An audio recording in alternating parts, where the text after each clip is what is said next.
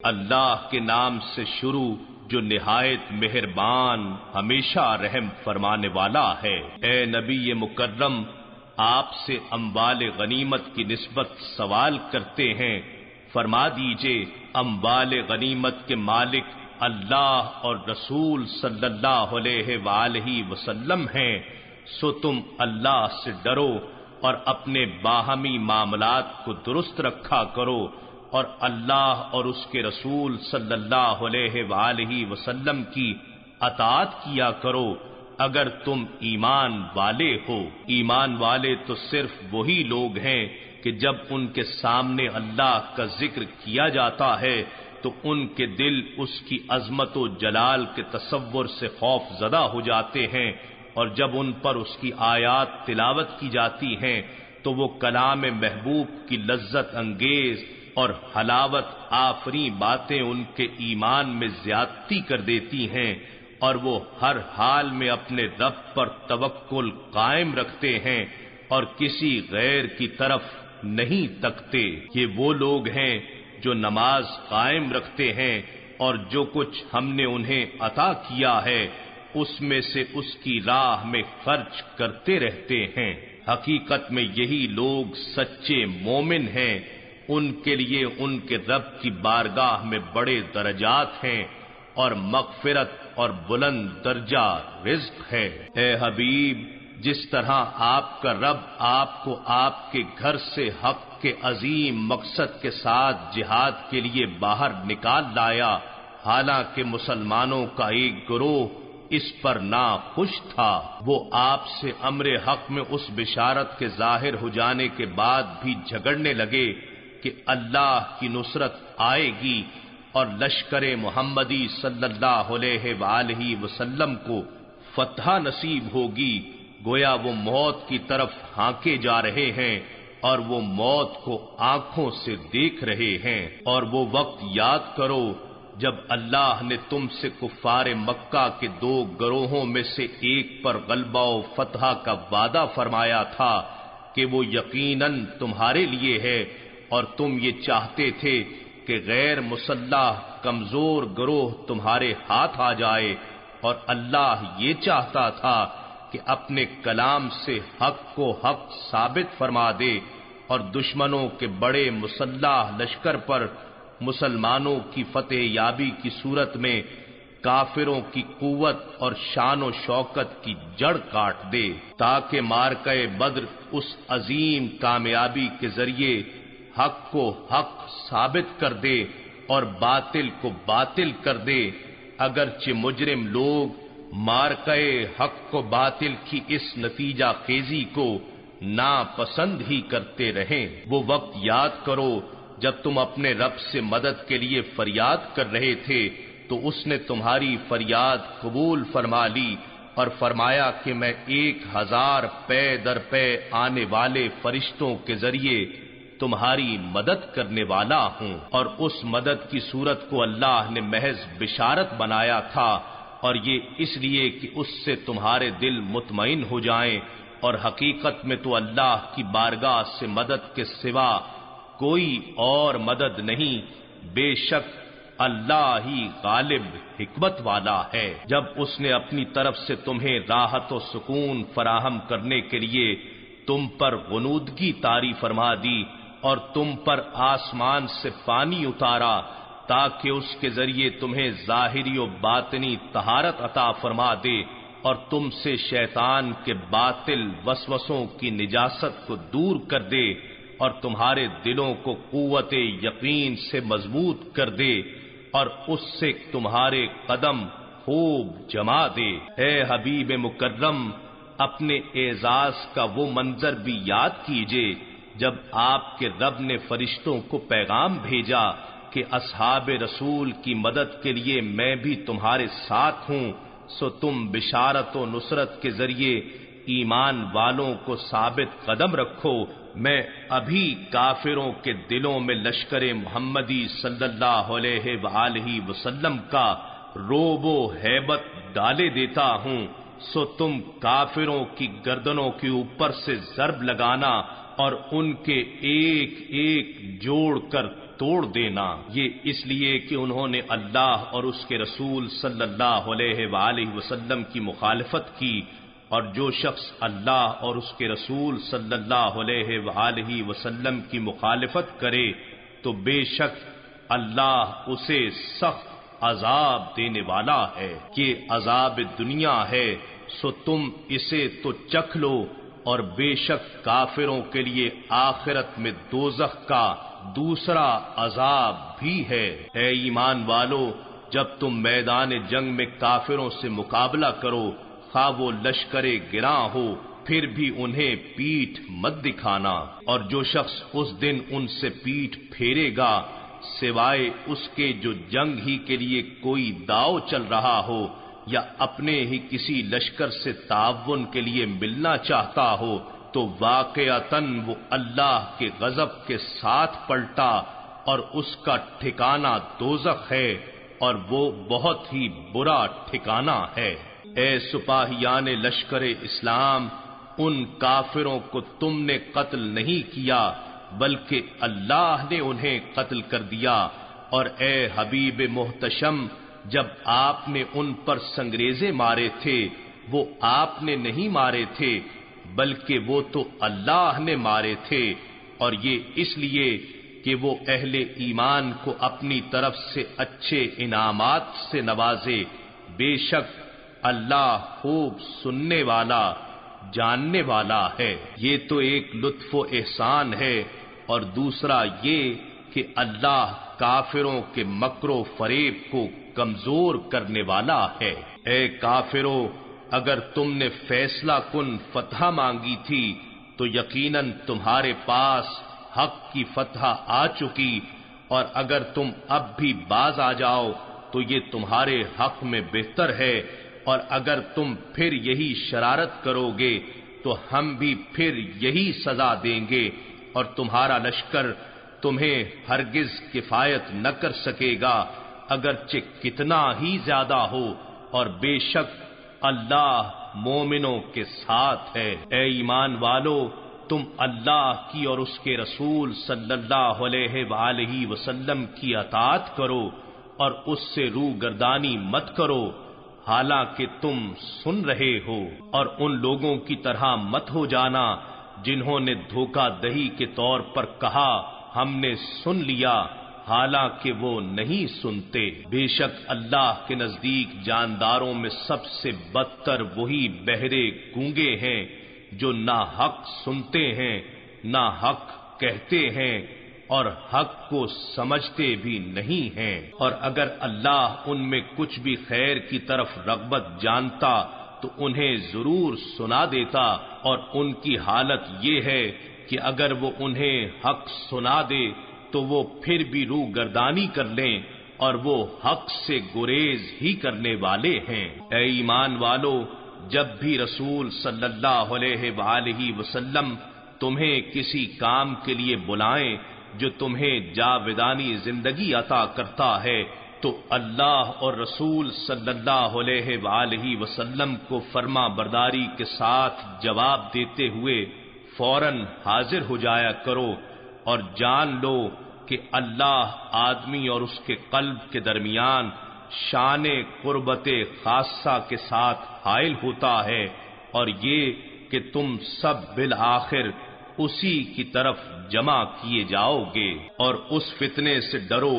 جو خاص طور پر صرف ان لوگوں ہی کو نہیں پہنچے گا جو تم میں سے ظالم ہیں، بلکہ اس ظلم کا ساتھ دینے والے اور اس پر خاموش رہنے والے بھی انہی میں شریک کر لیے جائیں گے۔ اور جان لو کہ اللہ عذاب میں سختی فرمانے والا ہے۔ اور وہ وقت یاد کرو جب تم مکی زندگی میں عدداً تھوڑے یعنی اقلیت میں تھے، ملک میں دبے ہوئے تھے، یعنی معاشی طور پر کمزور اور استحصال زدہ تھے۔ تم اس بات سے بھی خوف زدہ رہتے تھے کہ طاقتور لوگ تمہیں اچک لیں گے، یعنی سماجی طور پر بھی تمہیں آزادی اور تحفظ حاصل نہ تھا۔ پس ہجرت مدینہ کے بعد اس اللہ نے تمہیں آزاد اور محفوظ ٹھکانہ عطا فرما دیا، اور اسلامی حکومت و اقتدار کی صورت میں تمہیں اپنی مدد سے قوت بخش دی اور مواخات، اموال غنیمت اور آزاد معیشت کے ذریعے تمہیں پاکیزہ چیزوں سے روزی عطا فرما دی تاکہ تم اللہ کی بھرپور بندگی کے ذریعے اس کا شکر بجا لا سکو۔ اے ایمان والو، تم اللہ اور رسول صلی اللہ علیہ وآلہ وسلم سے ان کے حقوق کی ادائیگی میں خیانت نہ کیا کرو اور نہ آپس کی امانتوں میں خیانت کیا کرو، حالانکہ تم سب حقیقت جانتے ہو، اور جان لو کہ تمہارے اموال اور تمہاری اولاد تو بس فتنہ ہی ہیں، اور یہ کہ اللہ ہی کے پاس اجر عظیم ہے۔ اے ایمان والو، اگر تم اللہ کا تقوی اختیار کرو گے تو وہ تمہارے لیے حق و باطل میں فرق کرنے والی حجت و ہدایت مقرر فرما دے گا، اور تمہارے دامن سے تمہارے گناہوں کو مٹا دے گا اور تمہاری مغفرت فرما دے گا، اور اللہ بڑے فضل والا ہے۔ اور جب کافر لوگ آپ کے خلاف خفیہ سازشیں کر رہے تھے کہ وہ آپ کو قید کر دیں یا آپ کو قتل کر ڈالیں یا آپ کو وطن سے نکال دیں، اور ادھر وہ سازشی منصوبے بنا رہے تھے اور ادھر اللہ ان کے مکر کے رد کے لیے اپنی تدبیر فرما رہا تھا، اور اللہ سب سے بہتر مخفی تدبیر فرمانے والا ہے۔ اور جب ان پر ہماری آیتیں پڑھی جاتی ہیں تو وہ کہتے ہیں بے شک ہم نے سن لیا،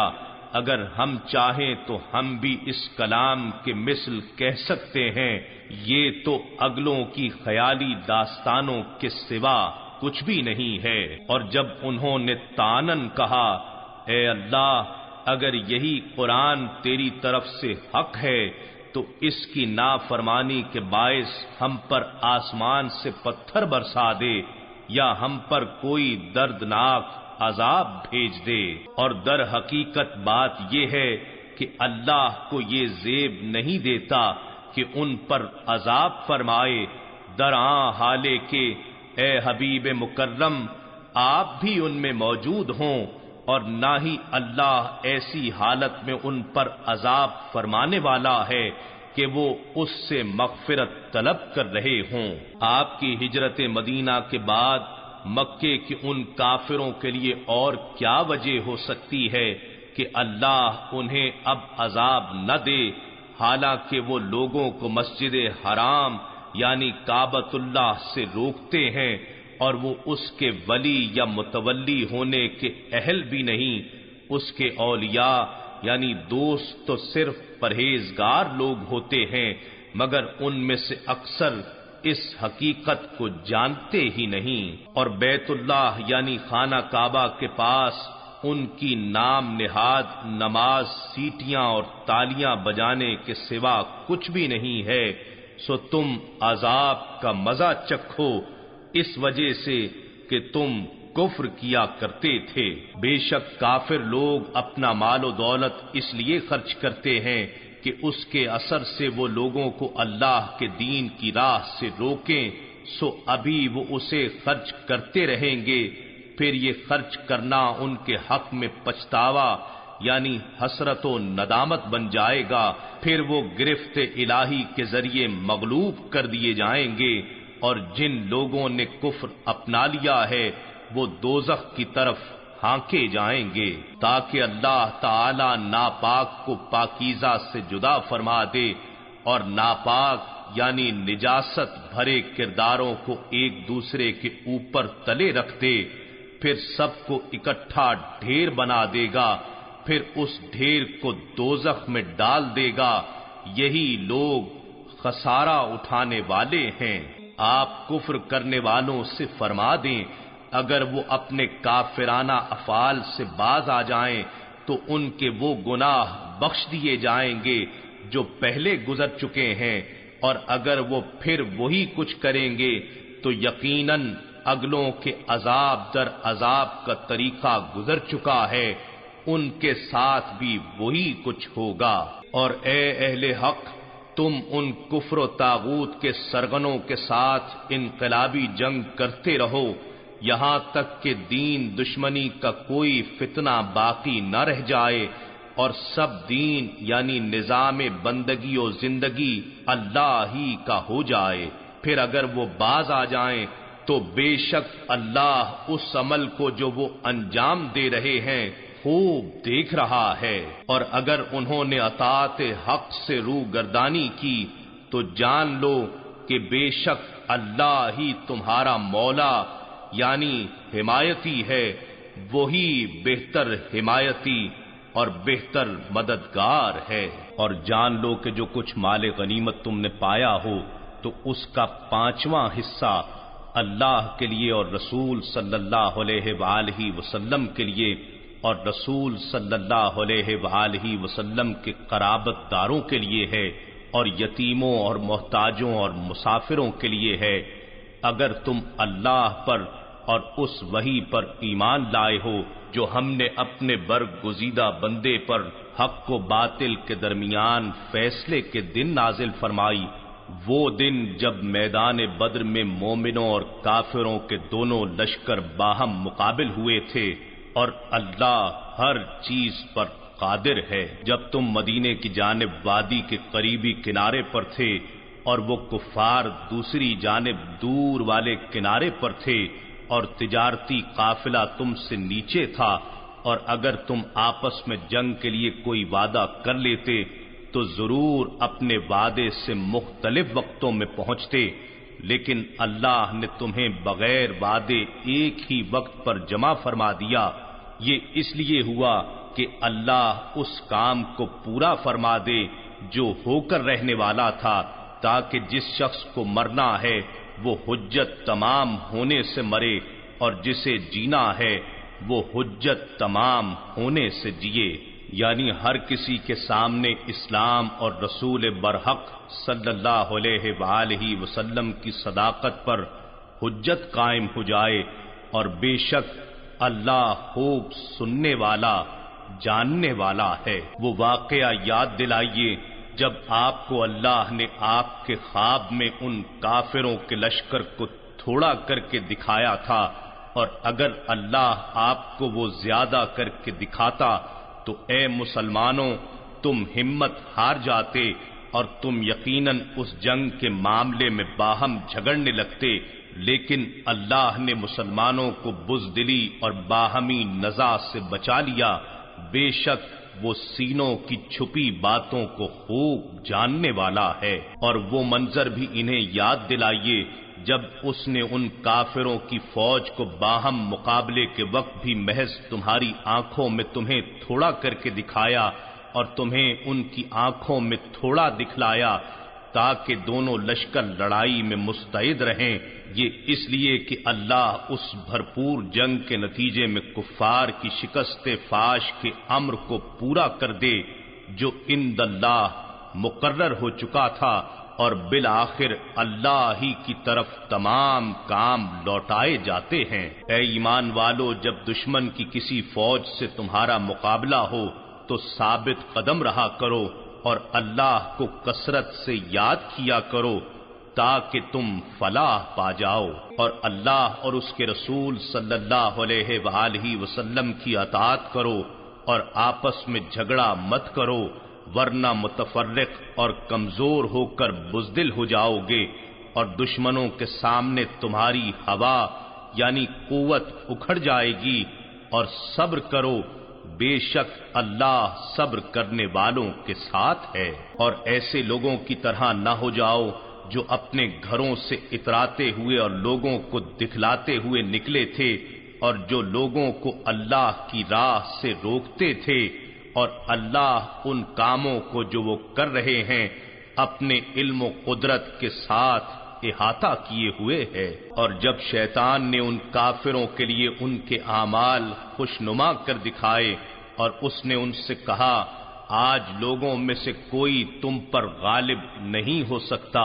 اور بے شک میں تمہیں پناہ دینے والا مددگار ہوں،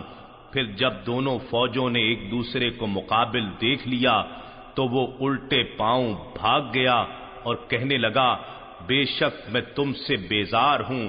یقیناً میں وہ کچھ دیکھ رہا ہوں جو تم نہیں دیکھتے، بے شک میں اللہ سے ڈرتا ہوں اور اللہ سخت عذاب دینے والا ہے۔ اور وہ وقت بھی یاد کرو جب منافقین اور وہ لوگ جن کے دل میں کفر کی بیماری ہے کہہ رہے تھے کہ ان مسلمانوں کو ان کے دین نے بڑا مغرور کر رکھا ہے،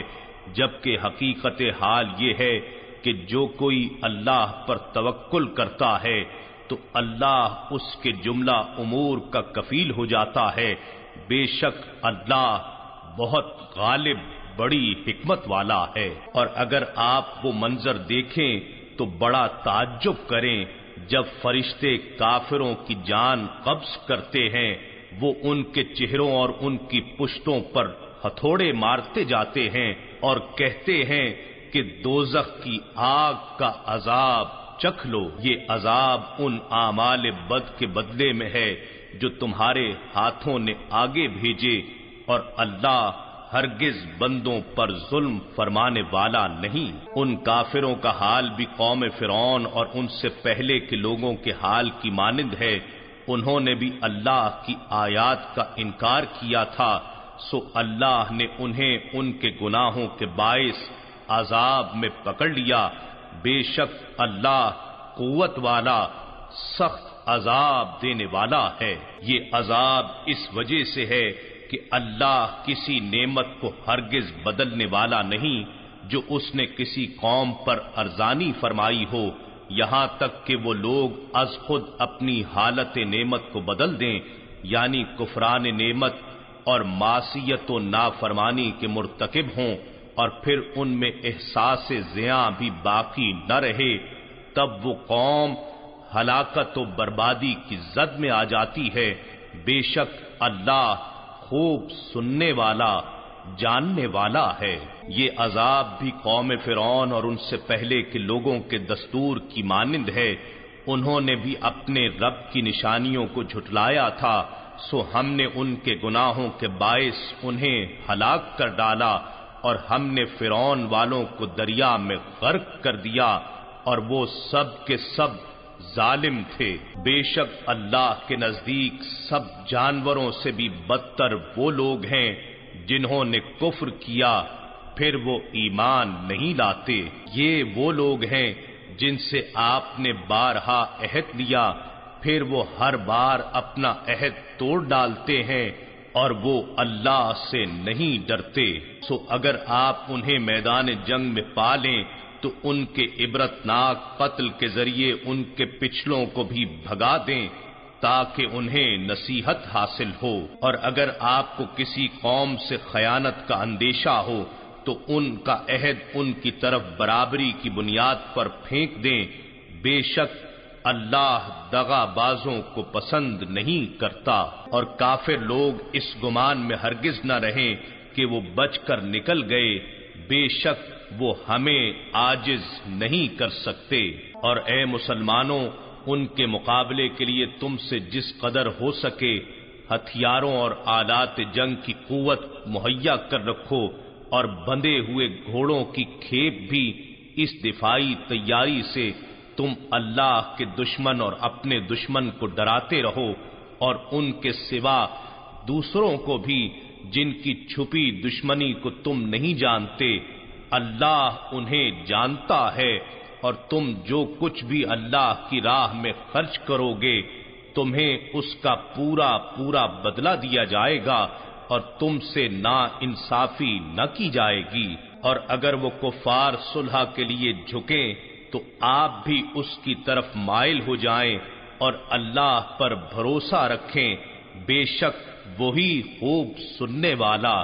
جاننے والا ہے۔ اور اگر وہ چاہیں کہ آپ کو دھوکہ دیں تو بے شک آپ کے لیے اللہ کافی ہے، وہی ہے جس نے آپ کو اپنی مدد کے ذریعے اور اہل ایمان کے ذریعے طاقت بخشی، اور اسی نے ان مسلمانوں کے دلوں میں باہمی الفت پیدا فرما دی،